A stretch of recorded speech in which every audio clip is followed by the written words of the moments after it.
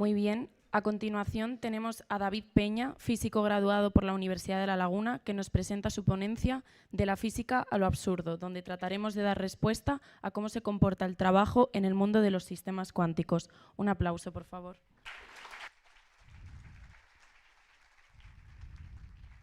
Vale, se me escucha bien, ¿no? Sí. Bueno, pues sí, yo soy David, estoy en el máster interuniversitario de física nuclear, pero hoy no voy a hablar sobre eso. El año pasado hice una ponencia en la que trataba de explicar una pregunta, la física detrás de una pregunta que a priori parecía absurda. Este año he optado por todo lo contrario e he cogido una pregunta que no sea tan trivial y voy a intentar reducirla a niveles absurdos para que me puedan entender todos los niveles, ya sea de primero o de cuarto. Entonces, la pregunta que voy a tratar es básicamente la que traté en mi TFG el año pasado, Introduction of Work in Quantum Mechanics. Para el que no entienda inglés, eso significa cosas de físico que no le interesan a nadie. Bueno, salvo a los físicos, claro.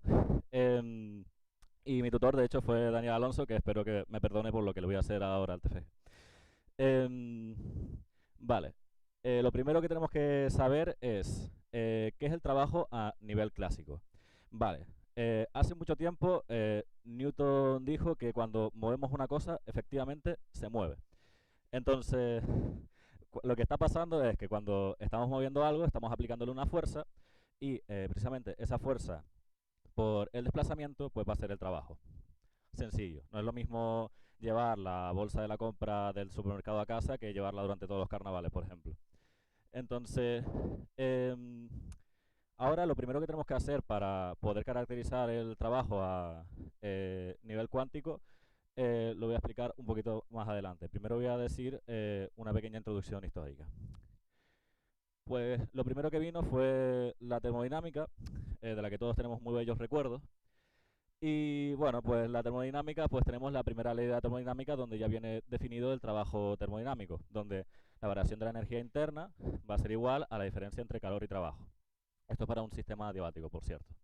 Vale, luego ya pues vino eso, la cuántica, con su peculiar forma de ver el mundo, y bueno, donde la ecuación central es la famosa ecuación de Schrödinger. Y bueno, pues tenemos también la mecánica estadística, donde tratamos de predecir comportamientos macroscópicos a partir de las propiedades microscópicas de las partículas, haciéndole un poquito de estadística, básicamente.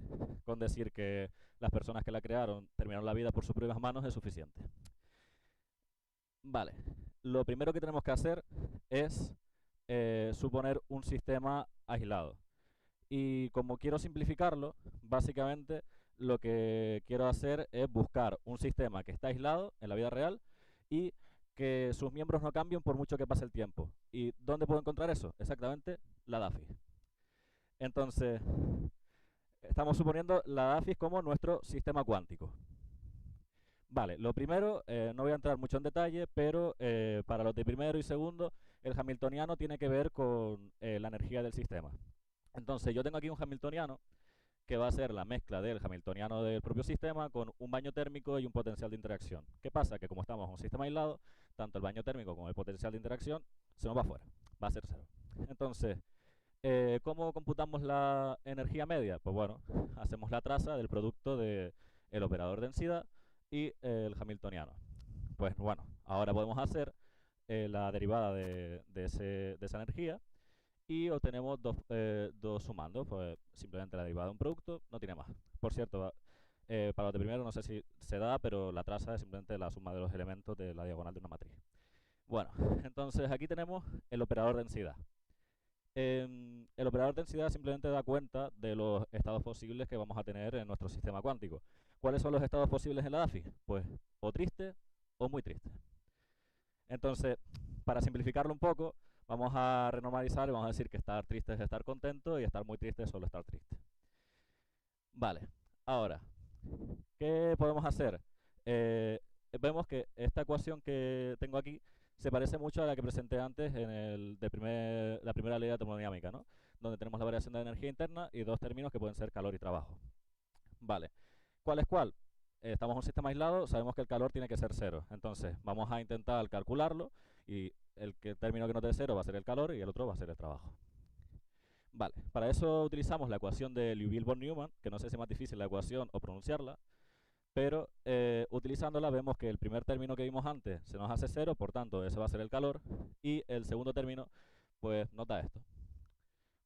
Es una expresión bastante sencilla.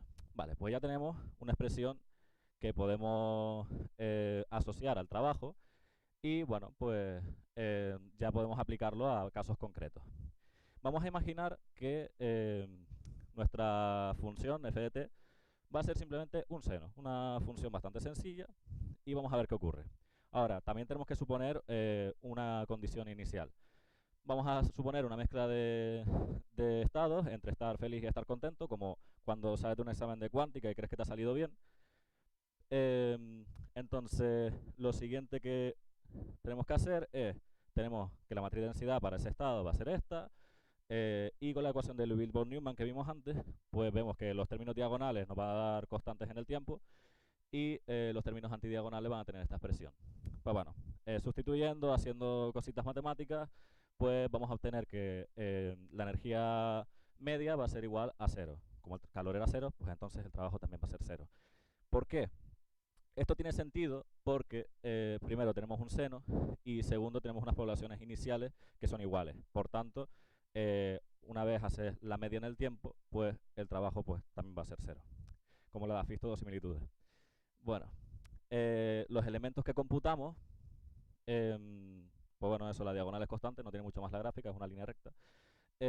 Y los antidiagonales sí varían en el tiempo, pero como son iguales, pues su diferencia va a ser 0 y bueno, pues no hay nada más que ver. Bueno, pues podemos aplicar otro ejemplo un poquito más complicado y ver un poquito más la física que tiene. Bueno, tenemos este hamiltoniano donde es básicamente el mismo de antes, pero añadiéndole un término con lambda. Por cierto, las sigmas son simplemente las matrices de Pauli. Bueno, ahora aplicando de nuevo la ecuación de Liouville-Born-Newman, haciendo todo el rollo matemático que hicimos antes, obtenemos este sistema de ecuaciones diferenciales. Como yo no sé resolver esto, vamos a aplicar un método numérico, rungecuta, y bueno, pues obtenemos que los términos diagonales son iguales pero cambiados de signo, y los antidiagonales pues iguales. Entonces vamos a tener que el trabajo es esta expresión de aquí, y por ende podemos computar el trabajo para ciertos valores de lambda que hemos supuesto antes. Por ejemplo, el primer caso en el que lambda es un valor ni muy grande ni muy pequeño, simplemente es igual a 1, pues vemos una función que a priori parece periódica, pero no lo es. Entonces, es una función en la que van compitiendo pues, los dos términos, no tiene mucho más. ¿Qué pasa si hacemos lambda muy grande? Pues si hacemos lambda muy grande, ahora sí vemos una función periódica en la que el término de lambda pues, va a dominar.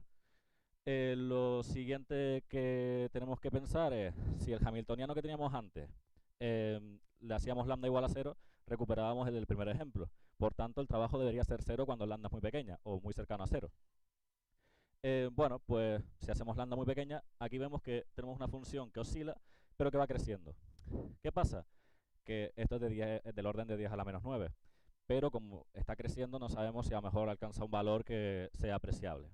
¿Qué hacemos? Lo hacemos evolucionar a un tiempo muy grande y bueno, solo voy a printear los máximos y los mínimos de esta función y vemos que tiende a un valor concreto muy pequeño, del orden de 10 a la menos 6. Por tanto, podemos decir que hemos recuperado el mismo caso que el anterior, en donde el trabajo es igual a 0. Vale. Ahora lo siguiente, voy a ir un poquito más rápido, no me voy a meter tanto en las ecuaciones de por medio, porque no va a dar tiempo. Entonces, ahora podemos definir el trabajo por otro procedimiento, que es el de medición en 2 puntos. Bueno, para ello, ignorando mucha matemática detrás, lo primero que tenemos que hacer es calcular el operador de evolución temporal, y para ello lo que tenemos que hacer es aplicar una rotación específica que nos haga nuestro hamiltoniano constante en el tiempo. Pues bueno, haciendo rotaciones, los de la DAFI se van a marear un poco, pero tenemos esta rotación, tenemos este nuevo hamiltoniano, por cierto, que es un poco más completo que el anterior. Y nada, pues eso, aplicamos la rotación, vemos cómo funciona esa rotación. Aquí vemos a Taylor Swift cogiendo un avión hasta el final de esta explicación. Entonces, bueno, obtenemos esto, tal, y tenemos que la rotación tiene que ser esta. Si aplicamos esta rotación, pues obtenemos este hamiltoniano. Vale, con estos términos, los de primero tápese los ojos y pues eso, obtenemos esta función de aquí. vale, pues ya tenemos el operador de evolución temporal y ahora podemos, por ejemplo, obtener el operador densidad a un tiempo t, suponiendo unas condiciones iniciales. Vale. Pues bueno, aquí tenemos el operador densidad, aquí tenemos un mensaje de matemáticos los diferenciales no son fracciones.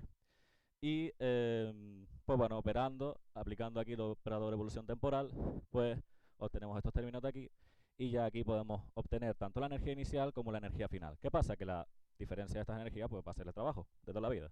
Entonces, obtenemos, y bueno, y aquí vemos a Taylor Swift aterrizando al final de la explicación, obtenemos de hecho ya una expresión para el trabajo medio, donde tenemos que depende de la temperatura, porque beta depende de la temperatura, y del tiempo.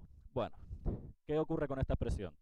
Bueno, sabemos que el hamiltoniano tiene que ser constante en el tiempo, porque básicamente he hecho una rotación para que eso pase. Entonces, si el hamiltoniano es constante en el tiempo, la variación de la energía libre de Helmholtz va a ser igual a cero. Debido a que el trabajo medio tiene que ser mayor que esta, pues podemos decir que entonces el trabajo medio va a ser mayor o igual que cero. ¿Qué ocurre? Que para mediciones específicas del trabajo sí se puede violar este concepto, conduciendo a una violación del segundo principio de la termodinámica. Pero en promedio, o con muchas partículas o evolucionando en el tiempo, pues vamos a tener que el trabajo va a ser mayor o igual que cero. Bueno, ¿qué ocurre con esta expresión? Vemos podemos estudiar dos casos, uno en función de la temperatura y otro en función del tiempo. Primero en función del tiempo vemos que, por ejemplo, volviendo al ejemplo de la DAFI, sabemos que cuando empieza el curso el trabajo es nulo, no vamos a trabajar. Luego se acercan los finales, entonces el trabajo alcanza su máximo, luego suspendemos, nos desanimamos, dejamos de trabajar y luego, bueno, pues vienen las recuperaciones, suspendemos de nuevo y así sucesivamente. Luego, con la temperatura, este gráfico me parece de hecho más interesante, vemos que a temperaturas muy altas el trabajo se hace cero.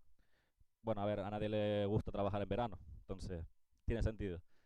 A nivel físico, ¿qué ocurre? Realmente lo que estaba pasando es que como a temperaturas muy altas las poblaciones se igualan, pues vamos a tener que, pues esa diferencia va a ser nula y por tanto nuestro trabajo se va a hacer cero. Bueno, continuamos. Esta parte ya no la voy a presentar, pero bueno, en el TFG continué haciendo, por ejemplo, la distribución de probabilidad, donde, bueno, hay una función generadora, le aplico la transformada inversa de Fourier para hallar los posibles valores del trabajo, y luego lo hago para un número n de partículas, para generalizar un poquito más. Pero como no da tiempo, lo vamos a dejar ahí. Vale, vamos a ver un poco las conclusiones físicas, ignorando ya los ejemplos prácticos. Vale, hemos conseguido tener una definición cuántica del trabajo a partir de una definición clásica. Luego, esta parte se ve en la parte de distribución de probabilidad, y es que vemos que, que el trabajo no puede ser un operador. ¿Por qué no puede ser un operador? Porque tiene 2n+1 posibles valores, donde eso es mucho más grande que el espacio de Hilbert del hamiltoniano, por tanto no puede ser un operador en ese espacio. Luego vamos a tener que la matriz densidad tiende a tener una igualdad de poblaciones entre las temperaturas, es lo que acabo de decir, y tiende a un estado fundamental a temperaturas muy bajas. Esto es lo que va a incidir posteriormente en la dependencia de la temperatura pues, del trabajo medio. Luego, en la expresión de antes, encontramos un equilibrio donde se ayuda a explicar que el valor medio de la energía pues, sea positivo siempre. Y bueno, pues ya se ha conseguido lo que se quería en este proyecto, que era conseguir una definición cuántica del trabajo y computarla de diferentes maneras, así como ver sus valores posibles y demás. Entonces voy a terminar esta charla con una frase, y es que cuando aplicamos un trabajo a un sistema cuántico, efectivamente aplicamos un trabajo. Gracias.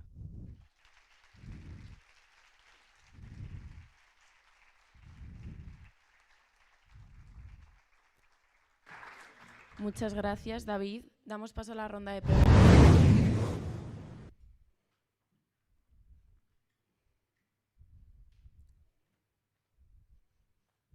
Todos a la vez, no. Bueno, pues eso significa que ha quedado muy claro todo. Así que muchísimas gracias, David.